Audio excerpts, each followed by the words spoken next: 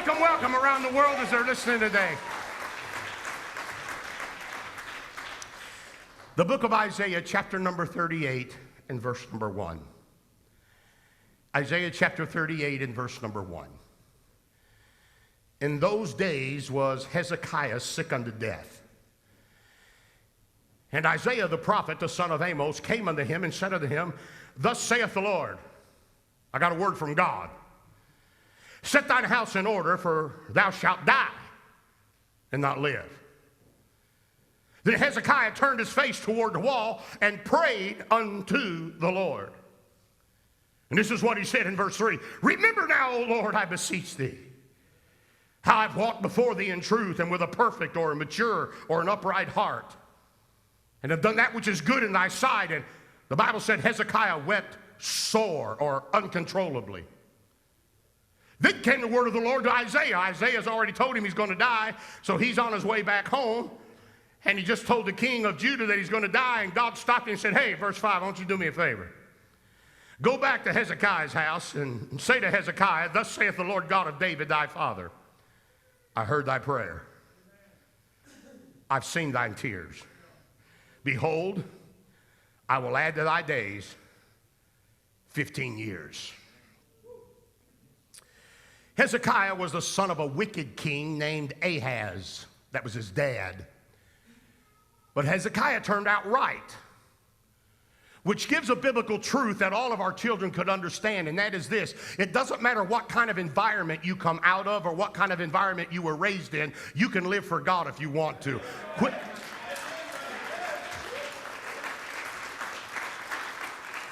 Quit using the way you were raised and who raised you as an excuse for you to not be what you should be for the glory of God.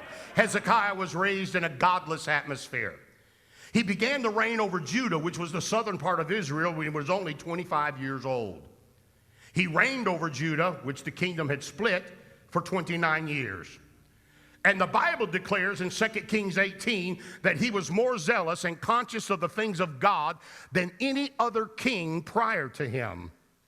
But he cleaned house when he became king. He tore down all the pagan altars that his daddy allowed to be erected. He burnt down the temples, destroyed all the pagan temples that they had built, and even the bronze serpent that Moses used in the book of Numbers, he destroyed it because instead of the people respecting it, they turned it into an idol and worshiped it.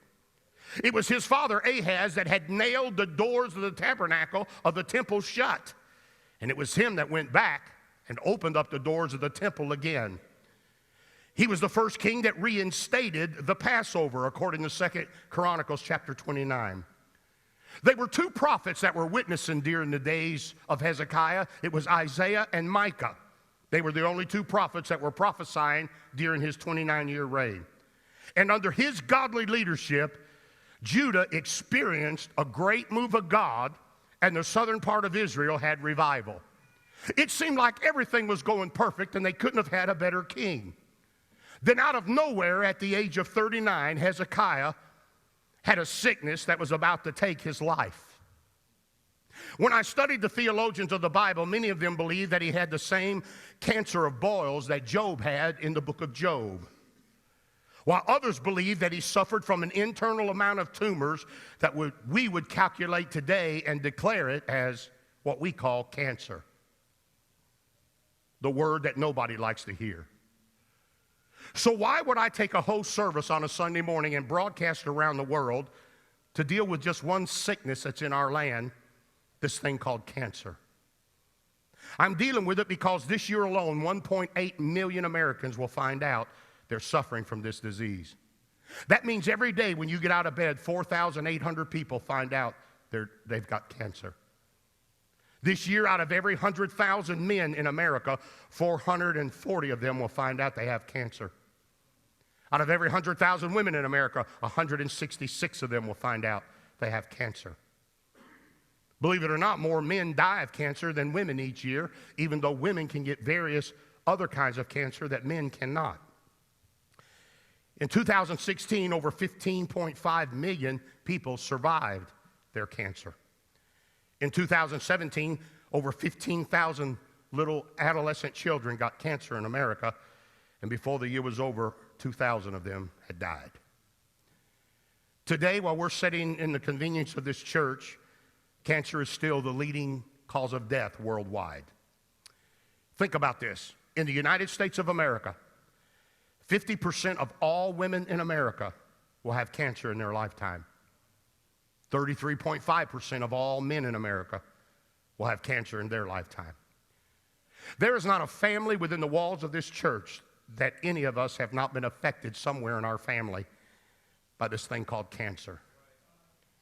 What do you do when the doctor says to you, you've got cancer?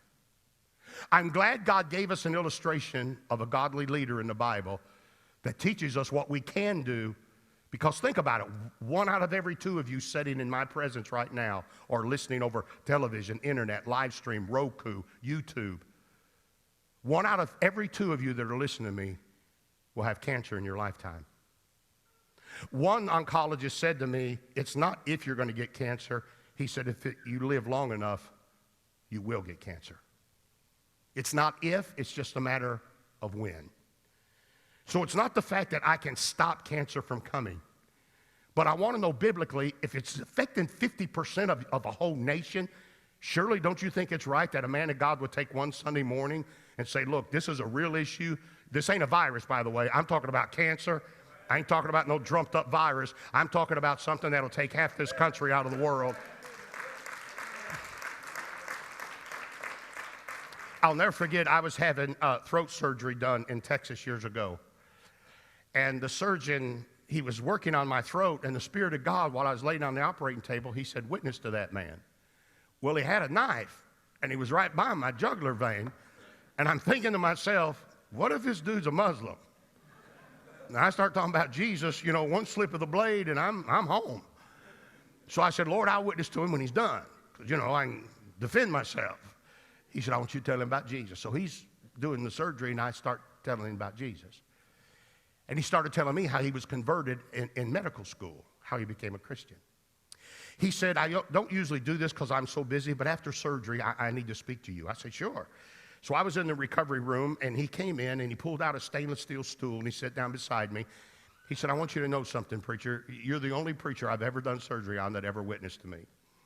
And he said, it meant a lot to me. So I want you to know all the tests, all the programming, all the computer system, all the surgery, all the recovery is free. I'm not charging you anything.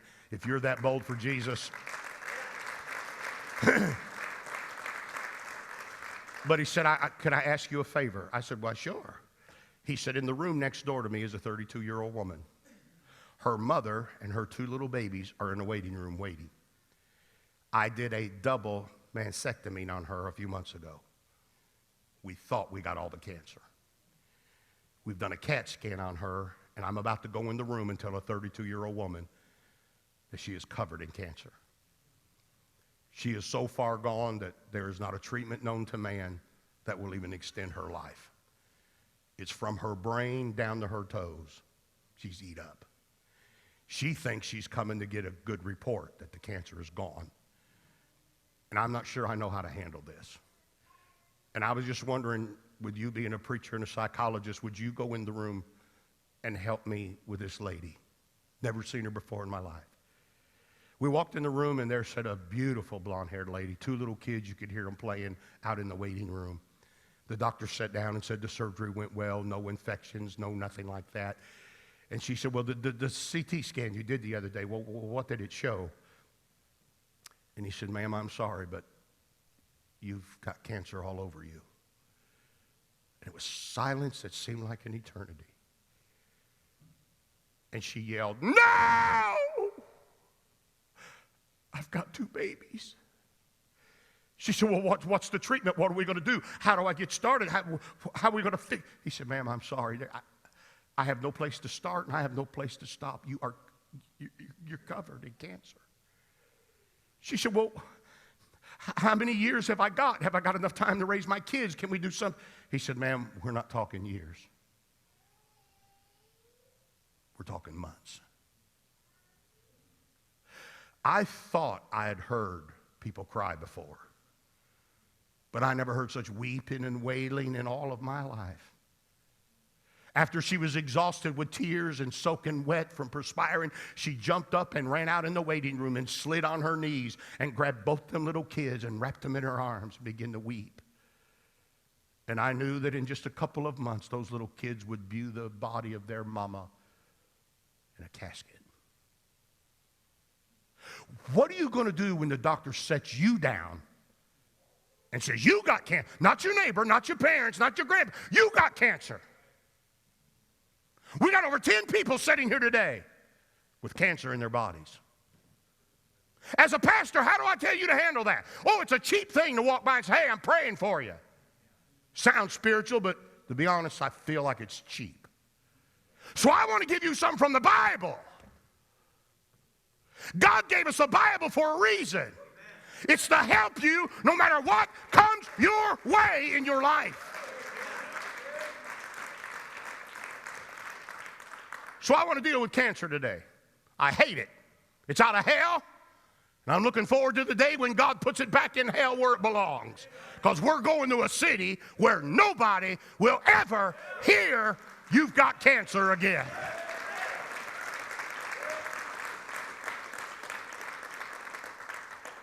So there's several things about this dreaded disease I want to talk to you about. It's a two-part series. I'll finish the next week. Number one, and you've got to get this down in your mind now before you get cancer.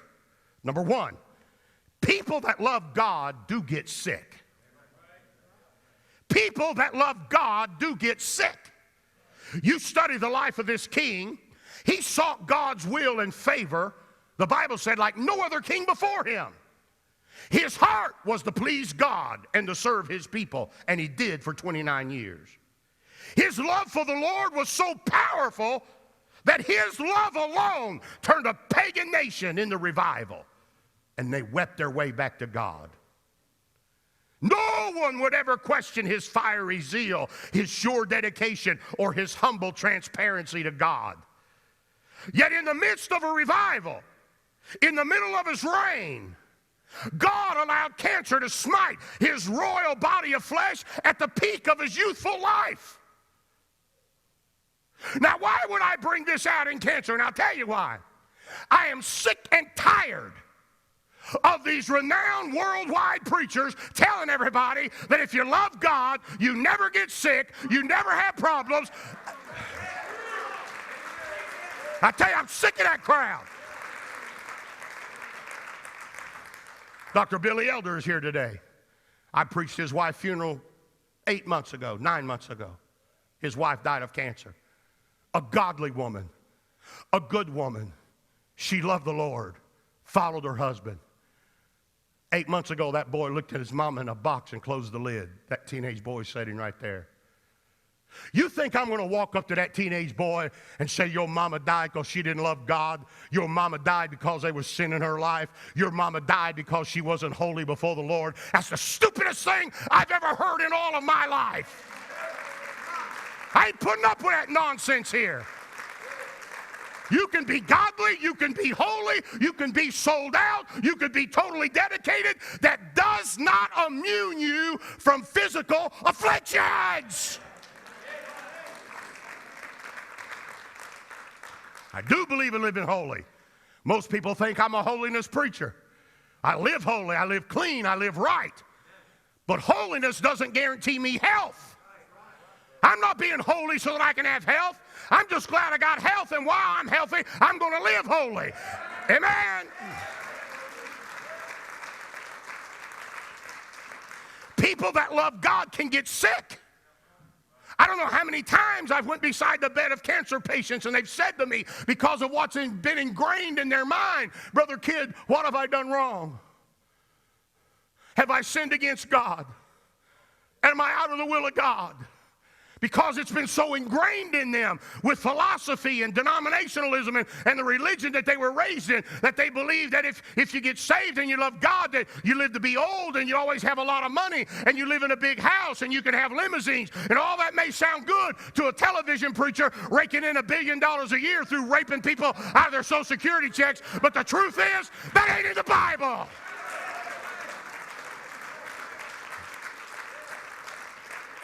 And I promise you, that nonsense is not being preached in this pulpit. Some of the best people in this church are sitting there with cancer in their body. I dare any of you to stand up and tell them they don't love God. Stand up. So, we do know that godly people can get sick. Number two, I want you to know when and if you have cancer, your prayers are heard by God even when you don't feel good.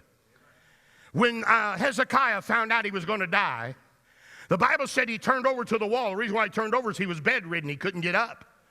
So he turned over and he faced the wall. And here's what God said. He's sick in his body. He's nigh unto taking his last breath. He's eat up in cancer. And the Bible said, God said to Isaiah, you go tell Hezekiah two things for me. Even though he's sick, even though he don't feel like it, even though the meds have him messed up, even though it may be hallucinating, he may not know where he is or who he is half the time, you tell Hezekiah two things. Number one, I heard his prayer. I'm glad I got a God that understands me even when I don't understand myself. And if you've got cancer, Miss Vicky will tell you, they put you on medicine. You're taking chemo. You're taking radiation. You don't feel good. You roll over and pray, and Brother Collins, heaven feels like it's been layered with brass. You can't find God anywhere. In your heart, you don't feel like you can find God. You don't feel like God's listening. And God sent a word over the banisters of heaven and said to that prophet, the one you just told he was going to die, you get your tail right back to his house. You tell him, I know he don't feel good. You tell him I know he's sick. You tell him I know he's throwing up. You tell him I know he can't get out of bed. But you tell him there's a big God up in heaven, and I heard his prayer. Woo! And the Bible said he wept sore. You may think you're tough, but you wait till cancer hits you. You'll cry. And God said, you tell him, I've not only heard his prayer, but here's what the Bible said. I've seen his tears. Have you ever been so broke and go before God that you couldn't say anything? I've been before the Lord so broke, Brother Mark, that I couldn't even talk. But I wept. And I'm glad we serve a God that not only hears our prayers, but he said, you tell Hezekiah, if he gets so sick he can't say a word, you tell him I'm still God enough that I understand his tears. I can interpret his tears. Yeah! There is a God that understands the language of your tears. God hears your prayers when you don't feel like it. Now watch this, Brother Tyler. This is where godly living pays off. This is where it pays to live godly. Now watch this. Dr. Elder, the prophet has already told him, set your house in order, brother. Jonas, watch this. He said, because you're dying. Now, Isaiah said that. You're dying. So Hezekiah gets word. He's so weak he can't get on his knees. He's so weak he gets to where he can't even pray. It's just down to tears. But he rolls over up against the wall because he don't want anybody to hear this but him and God. And he takes a deep breath and he said, I want to beseech you for a minute. I want your attention. The Lord said, go ahead, Hezekiah. What you got to say? He said, Lord, I've served you all my life. My daddy was wicked, nailed up the doors of the house of God, and I'm the one that opened them up. Paganism had filled our country, and I'm the one that burnt their altars. I'm the one that tore their temples down. I'm the one that lived for you when nobody else lived for you. I'm the one that's had a heart after you all of my life since I was a little boy.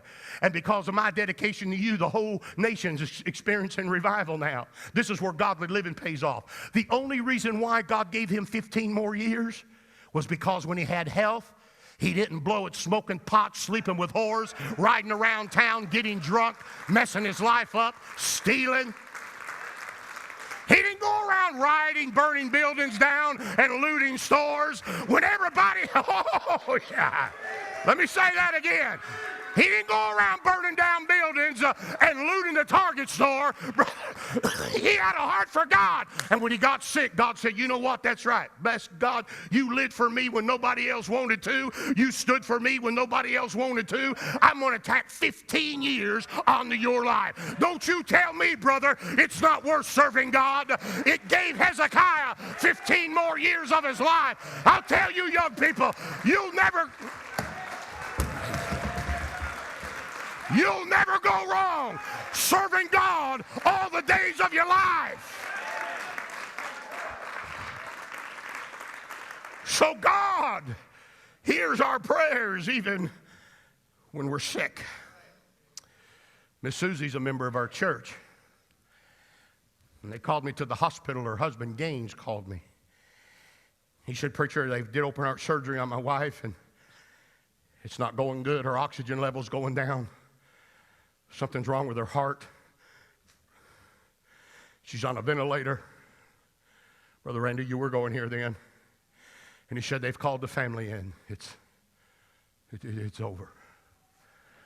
He said, would you come and pray for us? I said, why, sure I will. And I got in my car and I went down to the hospital, and they were in the intensive care unit, and she was all propped up with pillows and the ventilator on. He said, the doctor's coming to let us make the decision about the ventilator in a few minutes. I said, I know you all are out here in the hallway crying, and I would be too. Would you mind if I just go in the room and pray with her?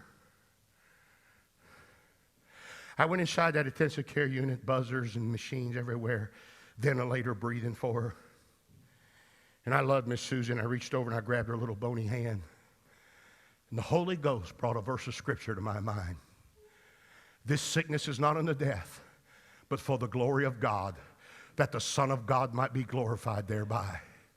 I walked out of that room. Some of you here today were there. I looked at Brother Gaines. I said, she ain't dying. He said, preacher, we're pulling the plug. I said, I don't care what you pull. She ain't a-dying. By the way, she's watching us on the internet today. That's been over 4 years ago.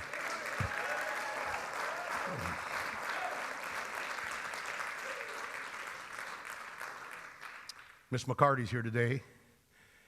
I remember when, Miss McCarty, you got word you had cancer.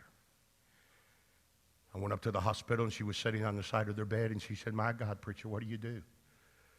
She's here today. Cancer all through her body. She told me what kind of treatments they were going to give her. The oncologist had talked to her, and I know that treatment very well. It's the most aggressive treatment there is. If it don't kill the cancer, it'll destroy your heart, the mitral valves of your heart. It's terrible on your kidneys. And I knew when she told me what she was going to take, she said, now, I've only got to take 5 or 6 treatments, but, brother, I knew she wasn't going to be able to take 5 or 6 treatments. They're just too tough. And so she took, I think, 2, maybe 3 of the treatments. And she said, I'm done. I'm done. If I die, I go to heaven. I'm born again. I'm done. I'm through with treatments. I'm through with all that stuff. I'm done. I think that's been 2 years ago. Is that correct? Stand up, Miss McCarty. 3 years ago. Does this woman look like she's ever had cancer to you?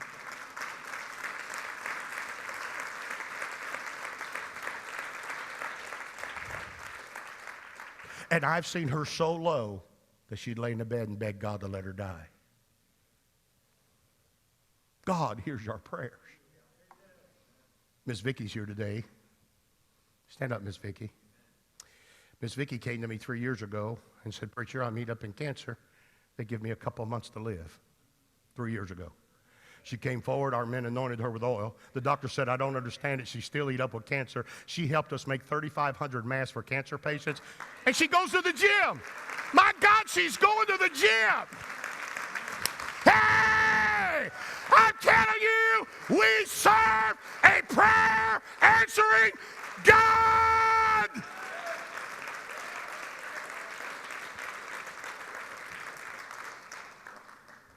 Number 3, physical health cannot be bought.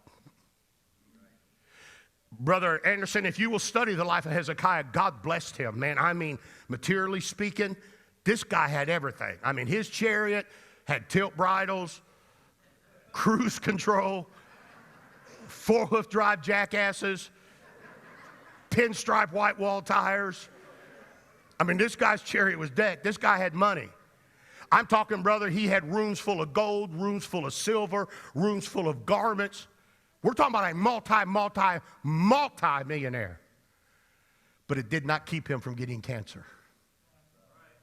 There are some things in life you rich people need to understand your money cannot buy. It may buy you politicians, it may buy you popularity, but it'll never buy you physical health.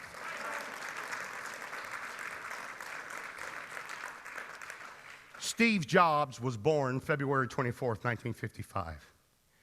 He's the founder of the Apple phone that many of you play with while I preach. He's the founder of that. He started it from nothing in a garage. Steve Forbes lived to be 56 years old. He died October 5th, 2011. And when he took his last breath, in his bank account was $10.5 billion. He died of a rare form of pancreatic cancer, and they couldn't find a cure. But I promise you, Brother Joe, while Steve Jobs was on his deathbed, if $10.5 billion would have bought him another day, he would have gladly gave every penny of it to live another day. But you've got to understand something about life. There are some things money cannot buy, like peace and joy and contentment and health. You can't buy that kind of stuff. March 29th, 1918, a man named Sam Walton was born. He was awarded the Presidential Medal of Freedom in 1992 by George H.W. Bush. Everybody that had ever got the Presidential Medal of Freedom went to Washington, D.C., but Sam Walton was a country boy from Arkansas, and he refused to go. And he told the president, if you're going to give me the highest medal known to man, you're going to have to come to Bentonville, Arkansas, and wrap it around my neck there, or you can just keep your medal and your ribbon. So George H.W. Bush took his team and flew to Bentonville, Arkansas, and on March of 1992, awarded him with one of the highest honors known to man, the Presidential Medal of Freedom. April 5th, 1992, a month after that, Sam Walton died. He died of a blood cancer that attacks the white blood cell system and the spleen of the body. When Sam Walton took his last breath at the age of 74, he was worth $100 billion. But I promise you, that little country boy from Arkansas that started out with nothing, if he could have been granted another day, another week, another month of life, I know beyond a shadow of a doubt, he'd have wrote a check for $100 billion and gladly given it away. But even with $100 billion in the bank, it doesn't matter how much wealth you have. It doesn't matter how many assets you have. If you're living for anything but Jesus, you're leaving it all behind at the cemetery, brother. You're not taking it with you. You cannot buy your health. I'd rather be dead broke and be healthy than to be a millionaire laying up somewhere and not have peace and joy and contentment and satisfaction and assurance in my heart. I'm telling you, when you get cancer, your money ain't going to buy you out of it. When you get cancer, it doesn't mean you're in sin against God. When you get cancer, you know God hears your prayer even when you don't feel like he's hearing your prayer. Number 4, and I'm done. There's peace knowing that our future is in the hand of God, not man. All the people of Israel and Judah said to Hezekiah, "You dying." All the priests said, "You're dying." All the physicians said, "You're dying." Even the prophet said, "You're dying." But I'm glad when people have give up, when society has give up, when physicians have give up, even when preachers have give up, there's a God up in heaven that holds my life in the palm of his hand. And I'm not going anywhere till God says so. You're not going anywhere till God says so. And when God says so, Miss Vicky, we're ready to pull out of here. To God be the glory. Now watch this, and I got to close. Woo! I want to ask you a question. Why didn't God add 5 years to his life? Why didn't he add 10? Why didn't he add 20? Why did God tell him 15? And by the way, he said, I'm not only adding 15 years to your life, all these countries that are coming against you, none of them are going to prevail till you die. I'm going to give you victory for 15 years. I'm talking about after he's supposed to die. Why did God give him 15? Well, in Bible numerology in the Bible, 15 is the number of rest, restoration, healing, and deliverance. What I'm trying to tell you is, I don't care what the CT scan says. I don't care what the MRI says. I don't care what the blood tests say. I don't care what your oncologist says. I don't care what your family doctor says. I don't care what your cancer doctor says. I'm telling you, God has the last say-so, and our life is not over until God says it's over. We as children of God, our life is preserved in His Son. Now watch this. Did you know the body of Jesus was placed in the tomb at sunset, which was starting the 15th day on the Jewish calendar? Did you know when Pharaoh renamed Joseph to be the deliverer, his new name had 15 letters in it? Did you know in the book of 1 Peter it contains material he quotes from 15 times out of the Old Testament books? Did you know the top 2 women found mentioned in the Bible, each one of their names were mentioned 15 times? Did you know the longest words in the King James Bibles are 15 letters long? Did you know Caesar had been reigning for 15 years when John the Baptist came out to preach deliverance and restitution? Did you know Matthew contains 15 promises for Christians, for those that have been born again? Did you know on the 7th month and the 15 days was the Feast of the Tabernacle? You know what the Feast of the Tabernacle was? That's when they cleared all the fields and all their labor was done, and they sat down and entered into a rest. There was no more labor. There was no more work. There were no more sweat. They sat down at the Feast of the Tabernacles and just relaxed because all their labor was over. You know what God was telling Hezekiah? I'm not only going to give you life, I'm going to give you rest. I'm going to give you restoration. I'm going to give you healing. I'm going to give you deliverance. And for the next 15 years of your life, you're going to enjoy the benefits of the labor that you sowed in your life when you were young. Some time ago, I walked in a doctor's office with an 80-year-old woman. And this stuff's not easy on a pastor. I sat there as they showed me the results of a CT scan, and a large mass of cancer was in the middle of her chest. I knew the man running the test. We were friends, and he looked at me and said, "You know what that is?" I said, "Yes, sir. It's malignancy." He said, "Preacher, it's the type that's going to shoot through her body like fireworks." He said, at the most, she has 6 months to live. This is an 80-year-old woman. But he said in 3 months, she'll be in so much pain, she will beg to die. What do you tell an 80-year-old woman that's got a family that don't want to let go of her, by the way? They're holding on to mama because they love mama, and they don't want to let go. But she's 80 and she's eat up in cancer, so what do you do? I said, well, don't run any more tests or anything. The family decided no biopsies, the chemo would kill her. She's 80 years old. Just let her live her life out. So they took that 80-year-old woman and they took her home and prepared for her funeral. That woman lived 11 years and 8 months, and she died of heart failure.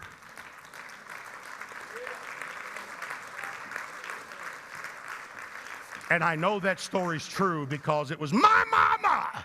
And I'm glad when I took mama home, I said it ain't over till God says it's over. And God gave me mama 11 more years. Whoa! I'm telling you, cancer doesn't have the last say-so. The doctor doesn't have the last say-so. There's a God in heaven. Give the Lord a hand in the house of God today. Wow. Wow. Thank you for being here.